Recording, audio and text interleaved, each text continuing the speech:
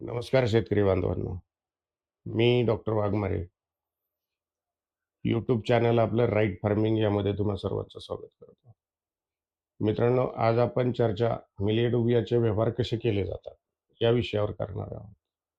आतापर्यंत मी मिलिएडोबियाची लागवड कशी करावी, 2 झाडांमध्ये अंतर किती ठेवावं, 2 लाईनमध्ये अंतर किती ठेवावं आणि झाड ते रोप ज्यावेळेस आपण लावतो, त्या वेळामध्ये किती बाय कितीचा खड्डा करावा, त्याच्यामध्ये कोणत्या गोष्टी टाकाव्यात, त्याला पाणी किती दिवसांनी द्यावं, ह्या सगळ्या गोष्टींची चर्चा माझ्या पाठीमागील काही व्हिडिओमध्ये मी केलेली आहे. आणि बऱ्याच ठिकाणी मी मटेरियल कटिंग करून, लोडिंग करून घेऊन जात असलेले पण मी व्हिडिओ टाकलेले आहेत. आज मी मुद्दाम हा व्हिडिओ बनवतोय, की व्यवहार कसा होतो? कारण बऱ्याच शेतकऱ्यांनी लागवडी केलेल्या आहेत आणि आत्ता वातावरण थोडंसं चेंज झालेलं आहे. पाऊस कमी झालेला आहे आणि आता बऱ्यापैकी शेतातून आपल्याला मिलियाडोबिया असेल किंवा तुमच्या शेतातलं कोणतंही पीक असेल, तर ते काढण्यासाठी आता थोडंसं वातावरण चेंज झालेलं आहे.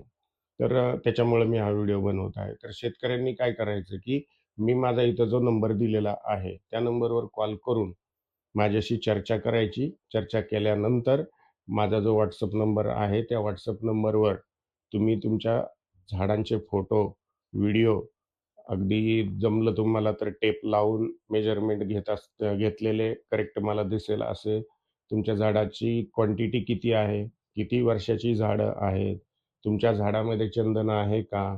किंवा सेपरेट तुम्ही लावलेलं आहे. ह्या सगळ्या गोष्टी आपण त्या फोटो व्हिडिओमधून आपल्या लक्षात येतात. दुसरी गोष्ट काय, की ते फोटो व्हिडिओ पाहिल्यानंतर आपली फोनवर चर्चाही होते रेट संदर्भामध्ये.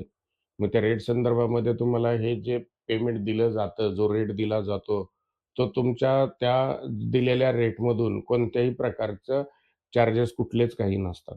जसं चार्जेस म्हणजे काय? जसं की कटिंग करणाऱ्याला पेमेंट किंवा गाडी लोड करणाऱ्यांचं पेमेंट किंवा ट्रान्सपोर्टचा चार्जेस. ह्या गोष्टींपैकी कोणतीही गोष्ट शेतकऱ्याकडे नसते. शेतकऱ्याला जो रेट दिलेला आहे तो फिक्स त्याला तेवढं ते पेमेंट मिळून जातं.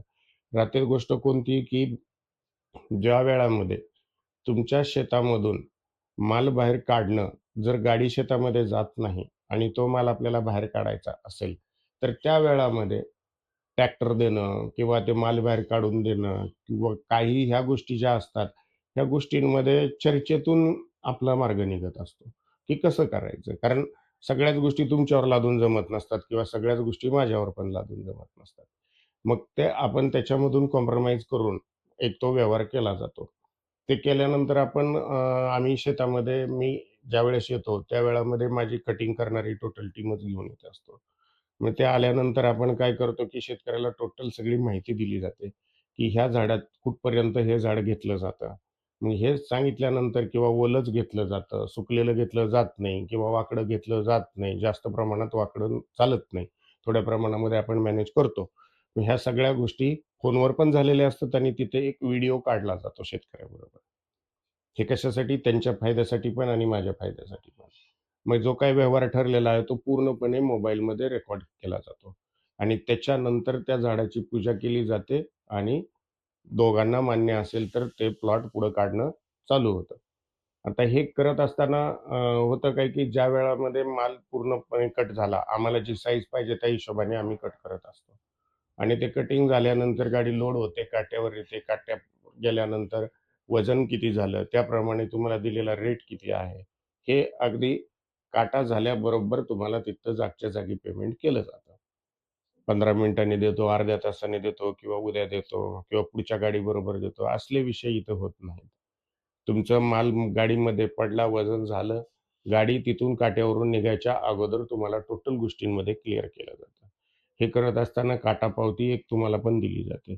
त्याच्यानंतर तुम्हाला दिलेल्या जे पेमेंट आहे, त्याचं रिसीटवर तुमची सिग्नेचर घेतली जाते. या पद्धतीने हा व्यवहार होतो. म्हणजे पूर्णपणे ट्रान्सपरंट याच्यामध्ये चालतं आणि अवाढव्य कोणतेही रेट सांगितले जात नाही, जेणेकरून ते मला परवडणार नाहीत. कारण मलाही जर हे करायचं काम, तर मी पण स्वतःला मला पण 2 पैसे मिळतील, ह्या हिशोबाने करणार आहे. काही लोकं तुमचा प्लॉट तुम्ही त्यांच्या व्यतिरिक्त दुसऱ्या कोणाला देऊ नये, म्हणून पण तुम्हाला त्याचा रेट काहीच्या काही वाढवून सांगतील. आणि ज्या वेळामध्ये घेण्याची वेळ येईल, त्या वेळामध्ये तुम्हाला म्हणतील आता रेट कमी झाल्यामध्ये.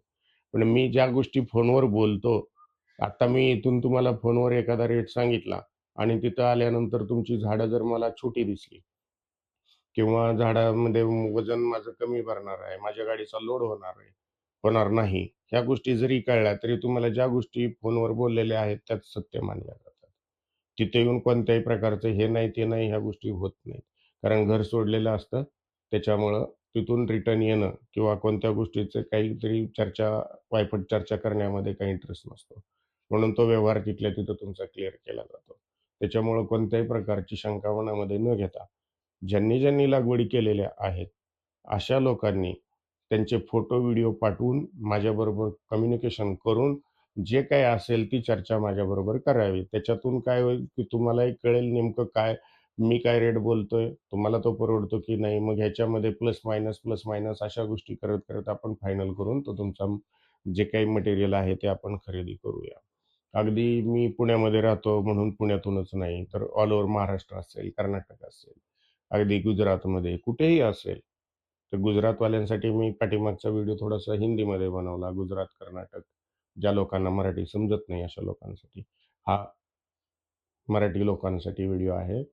तर ज्या लोकांनी लागवडी केलेल्या आहेत, अशा लोकांनी कॉल करून कम्युनिकेशन आपलं कंप्लीट करावं आणि माल विकण्याची तयारी ठेवावी. मार्केटमध्ये जो रेट चाललेला आहे, तोच रेट तुम्हाला दिला जातो. कोणत्याही पद्धतीचा आमिष दिलं जात नाही आणि जागच्या जागी व्यवहार क्लिअर केले जातात. बराच वेळ माझा व्हिडिओ तुम्ही ऐकलात. त्याच्यामधून तुम्हाला काही गोष्टी समजल्या असतील आणि बऱ्यापैकी माझे व्हिडिओ जे आहेत, ते काही लोकांनी बघितलेत. काहींना वाटत असेल, की मिलिया डुबियाचे जास्त व्हिडिओ आहेत. का आहेत? तर त्याची कारणं पाठीमागील व्हिडिओमध्ये मी दिली. अजून मिलिया डुबिया संदर्भात मी कोणत्या पद्धतीचा व्हिडिओ बनवला पाहिजे, असं तुम्हाला वाटतं किंवा कोणत्या दुसऱ्या पिकाविषयी मी बनवलं पाहिजे. तरीही तुम्ही मला कमेंट करून सांगू शकता, की ह्या विषयावर थोडासा व्हिडिओ बनवला तर बरं होईल. म्हणून मी त्या पद्धतीने तो एक व्हिडिओ बनवण्याचा माझ्या पद्धतीने मी तो प्रयत्न करेन. तर खूप खूप धन्यवाद मित्रांनो. करा कॉल, भेटूया आणि आपला जो मिलिया डुबिया जो तुमचा असेल, तो खरेदी करून आपण मार्गी लावूया. धन्यवाद.